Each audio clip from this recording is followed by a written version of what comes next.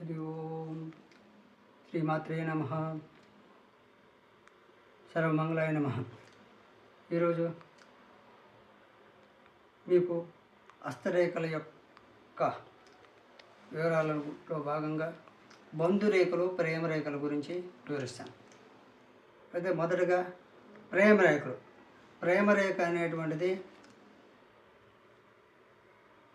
ఒక లాభమా నష్టమా అనేది తెలియాలి. అంటే ప్రేమరేఖ అనగానే భారీ సంబంధం కాదు. ఈ భారీ సంబంధం కాదు అంటే వివాహేతర సంబంధాలు కానీ ఫ్రెండ్షిప్ ద్వారా కానీ అంటే శారీరక సంబంధాలని భావించవద్దు. ప్రేమ అనేటువంటిది ఒకరికొకరు స్నేహంగా ఉంటూ మంచిగా ఉండే వాళ్ళలో కూడా ప్రేమరేఖ ఉంటుంది.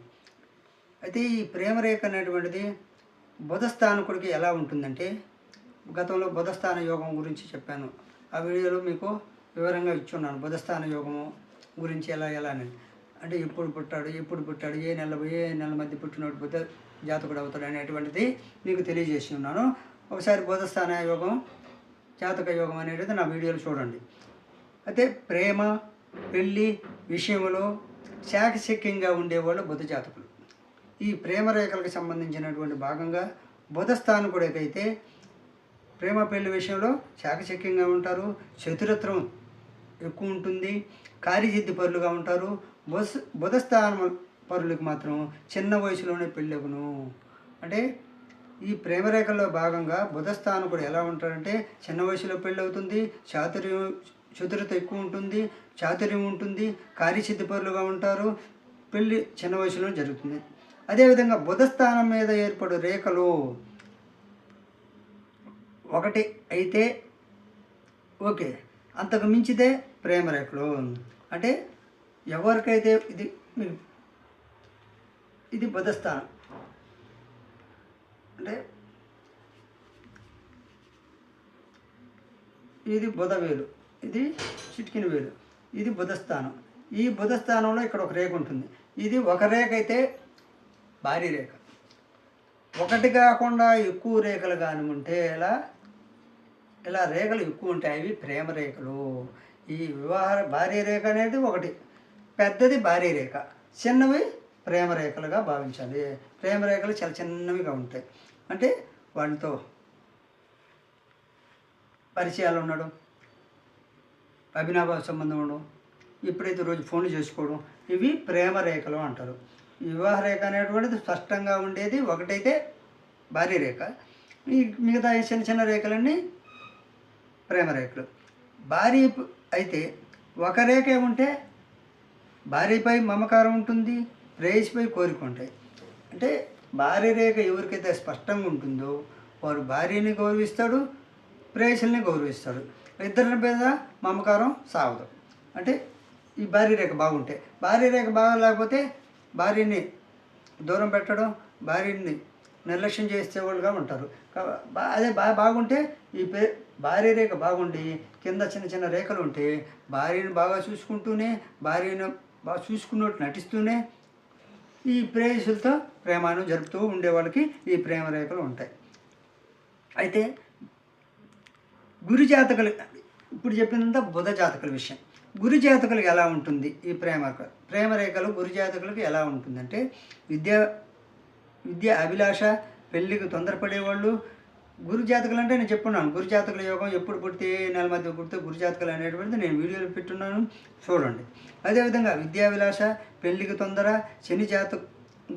పెళ్ళికి తొందరపడేవాళ్ళు గురు జాతకులకు ఉంటారు. ఈ ప్రేమరేఖల ప్రేయసి రేఖలు అనేవాళ్ళు గురు జాతకులకు ఉంటే వాళ్ళు విద్యాభిలాషకు ఉంటారు, పెళ్ళికి తొందరపడుతుంటారు. అదేవిధంగా శని జాతకులు అంటే పెళ్ళికి తొందరపడుతూనే ఉంటారు కానీ తిరుగుతూనే ఉంటారు గురు జాతకులు.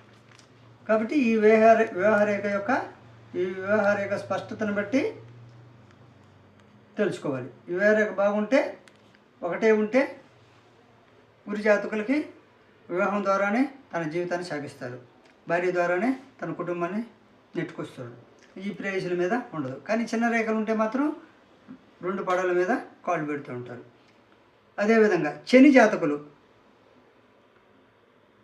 ఈ శని జాతకులకి ఎవరికైతే ఈ యొక్క చిన్న చిన్న రేఖలు ప్రేయసి రేఖలు ఉంటాయో వాళ్ళు జీవితంలో విరక్తి పొందుతారు. వాళ్ళ యొక్క నశ కావచ్చు, వాళ్ళ యొక్క టార్చర్ కావచ్చు, ఈ ప్రేయసుల యొక్క ప్రేమికుల యొక్క నశతో కానీ ఈ శని జాతకులు ఎవరనేటువంటిది శని జాతక యోగంలో నేను వీడియోలు పెట్టి ఉన్నాను.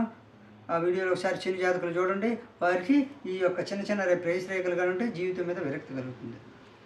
అంటే వాళ్ళ టార్చర్ కావచ్చు, ఇంకొక రావచ్చు, ఇంకోటి కావచ్చు. తర్వాత శుక్ర జాతకులకు ఏ విధంగా ఉంటుంది ఈ ప్రేయసి రేఖలు ఉండే వాళ్ళకి శుక్ర జాతకులకి ఎలా ఉంటుందంటే స్త్రీలపై ఉత్సాహము, స్త్రీని యొక్క మనసును కాకుండా శరీరాన్ని, అందాన్ని పొగిడేవాళ్ళు శుక్ర జాతకులు. అంటే ఇక్కడ చిన్న చిన్న ప్రేయసి రేఖలు ఉండి శుక్ర జాతకులు అయి ఉంటే వాళ్ళు మనిషి ఒక స్త్రీ యొక్క అందం కాకుండా వారి యొక్క సౌష్ఠవాన్ని, వారి యొక్క ఆకారాన్ని పొగిడేవాళ్ళుగా ఉంటారు. స్త్రీలపై ఉత్సాహం ఎక్కువగా ఉండేవాళ్ళు శుక్ర జాతకులు. అదేవిధంగా శుక్ర, గురు, బుధు జాతకులకి ప్రేమరేఖలు లోతుగా ఉంటాయి.